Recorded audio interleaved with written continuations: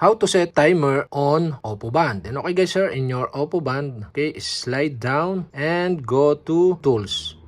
Okay, tap Tools. Here in Tools, slide up and you can see here the timer. Okay, you can tap the timer and now you can see the option of timer. So you can set into custom or you can set into 2 minutes, 10 minutes, or 15 minutes. So for my example, I set the timer into custom. So you can tap the custom and for my example, I set into 59 minutes and 58 seconds. So okay, to start this timer, you'll have to do is tap the check button to start. And okay guys, we have successfully start the timer. So if you want to pause the timer, okay, tap the pause button below and the timer is now paused. So you can reset this timer by tap the reset button on the top or turn off the timer. You can set again the timer. So for my example, I set into 10 minutes. Okay, tap the 10 minutes and now we have starting the 10 minutes timer. So if you want to pause it, tap the pause button, and if you want to remove or stop this, you can tap the reset or turn off button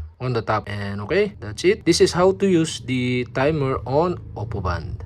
And you can back again to home page by sliding to the right.